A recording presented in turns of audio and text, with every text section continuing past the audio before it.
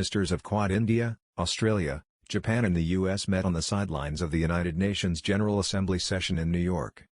The meeting was attended by Minister of External Affairs of India S. Jaishankar, U.S. Secretary of State Antony Blinken, Australian Foreign Minister Penny Wong, and Japan's Foreign Minister Yoko Kamikawa.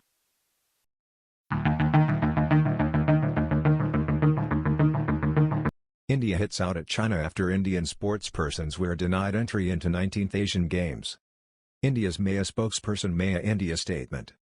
Government of India has learnt that the Chinese authorities have, in a targeted and premeditated manner, discriminated against some of the Indian sportspersons from the state of Arunachal Pradesh by denying them accreditation and entry to the 19th Asian Games in Hangzhou, China. In line with our long-standing and consistent position, India firmly rejects differential treatment of Indian citizens on the basis of domicile or ethnicity.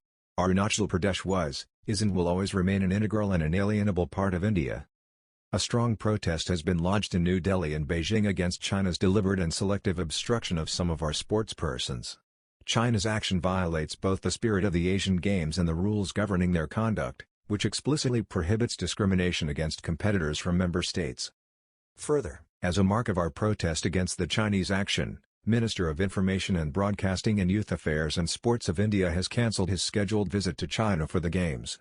Government of India reserves the right to take suitable measures to safeguard our interests.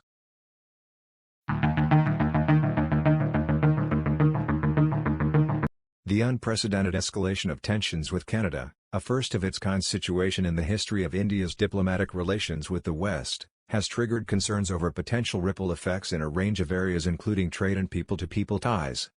This is especially because the connections between the two countries are old and deep, and Canada is home to more Sikhs as a percentage of the national population than even India.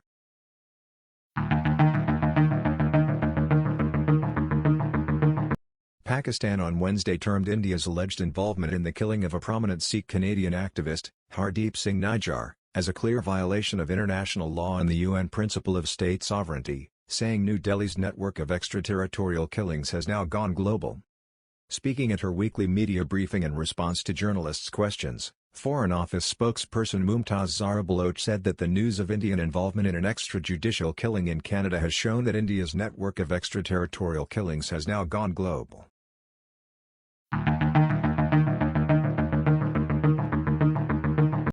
India officially confirms decision by Indian government to stop all categories of visas including e-visas for Canadian citizens in view of Canada failing to act against Khalistani terrorists and gangsters, which makes smooth functioning of the India High Commission impossible. All categories of visas are suspended. Let me explain again. The issue is not about travel to India. The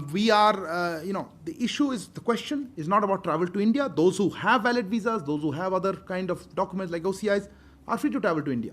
But the issue is of incitement to violence, the inaction by the Canadian authorities and a creation of an environment that disrupts the functioning of our High Commission and consulates. That's what's making us stop temporarily this issuance of visas or providing visa services. And as I said, we will be reviewing the situation on a regular basis. Thank you for joining us today. Until next time, keep exploring, keep connecting, and keep spreading love across borders. Take care.